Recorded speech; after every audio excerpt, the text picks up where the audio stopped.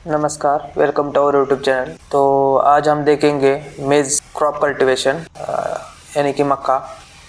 एक इस क्रॉप की लाइफ साइकिल और इसका लाइफ ड्यूरेशन हम देखेंगे। किस स्टेज पे कौन सा फर्टिलाइज़र यूज़ कर सकते हैं और किस तरीके से कौन से स्टेज पर इंसेक्ट अटैक हो सकता है और उसको किस तरीके से कंट्रोल किया जा सकता है, और एक कौन सी कंट्री में ज़्यादा प्रोडक्शन किया जाने वाला क्रॉप है, ये हम सब डिटेल में देखेंगे। तो मेज़ यानी कि मक्का, इसके लाइफ साइकिल है 100 टू 150 डेज का लाइफ साइकिल है। तकरीबन 3 महीने या 4 महीने का इसका लाइफ साइकिल है। और ये प्लांट वेरी इफेक्टिव कैश यानी कि किसानों को प्रॉफिट देने वाला क्रॉप है। यानी कि कम रिसोर्सेज लगता है, इसमें मैन पावर कम लगती है और हाई प्रोडक्टिविटी क्रॉप होता है। ज़्यादातर कॉर्न हम डेली रूटीन में कंजम्पशन के लिए यूज़ करते हैं, जैसे कि फास्ट फूड और अदर एनिमल फीडिंग के लिए इसका इस्तेमाल किया जाता है। तो मेज़ यानी कि मक्के में दो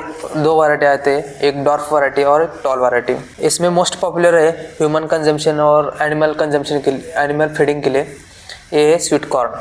आप कई बार खा चुके होंगे। और इसमें और एक आता है बेबी कॉर्न। बिग सिटी यानी कि मुंबई, पुणे और दिल्ली, इन जैसे इलाकों में बेबी कॉर्न नाम का एक फूड सर्व किया जाता है डिश में। वो बेबी कॉर्न का एक हिस्सा है। वो बेबी कॉर्न का भी आप प्रोडक्शन कर सकते हैं, उसकी भी डिमांड मार्केट में बहुत है। और वर्ल्ड मोस्ट लार्जेस्ट मेज प्रोडक्शन यानी कि क्रॉप कल्टीवेशन करने वाला, मेज का कल्टीवेशन करने वाला कंट्री है यूएस यानी कि United state of America. US में तकरीबन हर साल 382 मिलियन टन कॉर्न प्रोडक्शन किया जाता है। उसके बाद सेकंड नंबर पे आता है चाइना यानी कि चीन। उस कंट्री में 288 million ton per year production किया जाता है। और थर्ड नंबर पे आता है ब्राज़ील, उसमें 127 million ton per year production किया जाता है। और उसमें फोर्थ स्टेज में आता है अर्जेंटीना। आप पूछेंगे इंडिया कहाँ पे है, तो इंडिया प्रोडक्शन के मामले में बहुत नीचे है।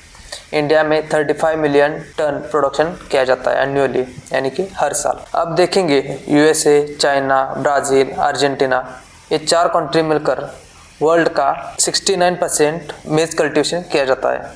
यानी कि टोटल डोमिनेंस देखा जाए मेज क्रॉप पर तो इन 4 कंट्रियों में, जो यूएसए, चाइना, ब्राज़ील, अर्जेंटीना। तो आप देख सकते हैं हम जितना क्रॉप कल्टीवेशन कर रहे हैं उसमें से कितना हिस्सा बाहर से आ रहा है और इंडिया में प्रोड्यूस हो रहा है। और मेज़ का इस्तेमाल आजकल इथेनॉल ब्लेंडिंग यानी कि जो हम इथेनॉल है उसमें किया जाता है, और हार्ड लिकर यानी कि जो विस्की, रम, उसमें भी इसका इस्तेमाल किया जा रहा है। उसमें बहुत ज़्यादा वैरायटी है। इसमें जेके सीड्स है और सिजेंटा का शुगर 75 यानी कि 6240, और CP seeds, CP sweet 2, Kailash seeds, sunshine, Kaveri seed, Indo American seed, Namdhari seeds आणि तक्की सीड, ये वैरायटी है, ये आप इस्तेमाल कर सकते हैं। तो इंडिया में यानी कि हमारे भारत देश में कौन से भाग में सबसे ज़्यादा मेज क्रॉप कल्टीवेशन किया जाता है, तो सबसे ज़्यादा साउथ और वेस्टर्न भाग यानी कि गुजरात, महाराष्ट्र, एमपी और कर्नाटक, आंध्र प्रदेश, इस साइड में ज़्यादा मेज़ यानी कि कॉर्न का प्रोडक्शन किया जाता है। तो इसमें एक मेज़ क्रॉप यानी कि कॉर्न में यानी मक्के में 5 स्टेजेस होते हैं। ग्रोथ स्टेज, फर्स्ट स्टेज जो हम सीडलिंग करते हैं, वो सीडलिंग करने के बाद तकरीबन 5 to 9 डेज ड्यूरेशन में उसको रूट जोन डेवलप होना स्टार्ट हो जाता है। उस समय लैंड में यानी कि हमारी जो लैंड होते हैं उस समय उसमें मॉइस्चर लेवल अच्छी तरीके से होना चाहिए, यानी कि उसमें एरिगेशन अच्छी तरीके से होना चाहिए। और जब हम सीडलिंग करेंगे यानी कि सीड उसमें लैंड में बोएंगे, तब उसमें बेसल डोज यानी कि एनपीके और डीएपी डाल सकते हैं आप। इसके साथ ही आप उसमें फंगीसाइड भी अप्लाई कर सकते हैं, जिसकी वजह से सीड को कोई फंगल अटैक ना हो। और सीड बोने से पहले आप सीड ट्रीटमेंट करना बहुत ज़रूरी होता है, क्योंकि सीड ट्रीटमेंट जितना अच्छा तरीके से करेंगे आप, उतना अच्छा आपका क्रॉप ग्रो होने में हेल्पफुल हो जाएगा। ये 8 to 9 डेज का ये ड्यूरेशन होता है, ये बहुत क्रिटिकल होता है।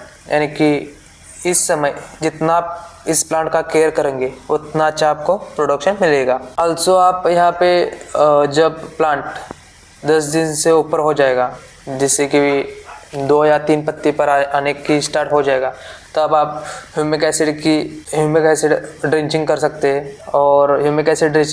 हैं और उसमें कुछ इंसेक्टिसाइड भी ऐड कर सकते हैं, जिसकी वजह से कोई इंसेक्ट अटैक ना हो। इसके लिए जब आपका प्लांट सेकेंड स्टेज यानी कि 2 to 4 वीक का हो जाता है, उस समय प्लांट का क्रिटिकल स्टेज होता है, क्योंकि उस वक्त वाटर रिक्वायरमेंट प्लांट को ज़्यादा रिक्वायरमेंट होती है और बैलेंसिंग भी बहुत ज़रूरी होती है और न्यूट्रिएंट अपटेक बहुत होता है, क्योंकि ये वेजिटेटिव ग्रोथ होता है, यानी कि वेरी फास्ट ग्रोथ स्टेज होती है। उस समय आपको प्लांट को रिक्वायरमेंट होती है नाइट्रोजन की, क्योंकि नाइट्रोजन मेन सोर्स है प्लांट के ग्रोथ के लिए और रेगुलेटर के लिए। तो आप ग्रोथ हार्मोन्स भी डाल सकते हैं, नाइट्रोजन भी यानी कि यूरिया भी डाल सकते हैं इसमें आप। और इस समय यानी सेकंड एंड थर्ड स्टेज पे ज़्यादातर इंसेक्ट अटैक हो सकते हैं। कौन से इंसेक्ट अटैक हो सकते हैं? उसमें है अमेरिकन बोलवर्म, जेसिड्स, एफिड्स, इसका अटैक हो सकता है। तो इसको कंट्रोल करने के लिए आप कोई इंसेक्टिसाइड स्प्रे कर सकते हैं। ड्यूरेशन में 1 हफ्ते के बाद गैप डिस्टेंस मेंटेन करके हफ्ते में 1 बार आप इंसेक्टिसाइड स्प्रे कर सकते हैं। और इंसेक्टिसाइड कौन से स्प्रे कर सकते हैं आप? तो कोराजन है और नीम ऑयल है। नीम ऑयल भी आप छिड़का उसमें स्प्रे कर सकते हैं। बहुत सारे इंसेक्टिसाइड है बाज़ार में, वो आप इस्तेमाल कर सकते हैं। तो थर्ड स्टेज जब प्लांट का फ्लावरिंग यानी कि कॉर्न डेवलप का जो फ्लावरिंग रिक्वायरमेंट होता है, फ्लावरिंग स्टेज, वो डेवलप होना स्टार्ट हो जाता है। इसका समय होता है 5 to 7 वीक का ड्यूरेशन पीरियड होता है। इस समय प्लांट का वाटर रिक्वायरमेंट बैलेंसिंग होना बहुत ज़रूरी है और इस समय प्लांट रैपिडली ग्रोथ होता है, एकदम फास्ट ग्रोथ होता है। तो इसके लिए आपको रिक्वायरमेंट होता है पोटैश, कैल्शियम आप डाल सकते हैं। और इस ड्यूरेशन में प्लांट को ज़्यादा केयर करना बहुत ज़रूरी है, क्योंकि इस समय इंसेक्ट अटैक होने के बहुत चांसेस होता है। और फोर्थ स्टेज इसमें देख सकते हैं आप, फोर्थ स्टेज होता है 10 to 8 वीक का। इस समय प्लांट ग्रीन फिलअप यानी कि ग्रीन डेवलपमेंट स्टार्ट हो जाता है। तो इस समय प्लांट को रिक्वायरमेंट होती है पोटैश, कैल्शियम, जिंक और वाटर रिक्वायरमेंट अच्छी तरीके से होना बहुत ज़रूरी होता है। और इसके साथ साथ क्लाइमेट अच्छा होना बहुत ज़रूरी होता है, क्योंकि क्लाइमेट अच्छा नहीं हो तो downy mildew, powder mildew, downy mildew नहीं आता है, पाउडर मिल्ड्यू ज़्यादातर अटैक हो जाता है और फंगल अटैक भी हो जाता है। तो इस समय का इसमें रेड रस्ट है, बहुत सारे डिसीज़ है। तो इसको इस समय इसका केयर करना बहुत ज़रूरी होता है। अब लास्ट स्टेज है 5th का मैच्योरेशन स्टेज। इस समय मैच्योरेशन स्टेज कब शुरू होता है? जब आपका प्लांट 10 वीक का आगे हो जाता है, अबाउट 10 वीक, तो ये मैच्योरेशन स्टेज होता है, यानी कि फुल्ली परिपक्व, यानी कि पूरा ग्रोथ हो चुका है इस प्लांट का। इसको मैच्योरेशन स्टेज कहा जाता है। इस समय प्लांट को कुछ रिक्वायरमेंट नहीं होती, वाटर रिक्वायरमेंट नहीं होती है और न्यूट्रिएंट अपटेक नहीं कर सकता है प्लांट, यानी कि बूढ़ापन शुरू हो जाता है प्लांट का। तो जब इस स्टेज पे आप हार्वेस्टिंग करना शुरू कर सकते हैं, जैसे कि फीडिंग के लिए एनिमल फीडिंग और कॉर्न हार्वेस्टिंग कर सकते हैं। तो 1 एकड़ के हिसाब से आपका कॉस्टिंग आ जाता है 15,000 to 20,000। इसमें seeds, labour, fertiliser, pesticides and machinery equipment, इसका हिसाब करें तो सीडलिंग के वक्त इसका कॉस्टिंग आता है। उसके बाद यील्ड इसमें 1 एकड़ के हिसाब से यील्ड आता है 30 to 35 क्विंटल पर एकड़। और उसमें मार्केट के प्राइस में वेरिएशन दिखा सकते हैं, जिसके मार्केट में जब सीज़न अच्छा हो तो उस वक्त 2200 to 1800 तक प्राइस मिल सकती है। और इस क्रॉप में तकरीबन 3 मंथ या 4 मंथ में क्रॉप आपको इनकम देता है 35,000 to 25,000 तक नेट प्रॉफिट मिल सकता है।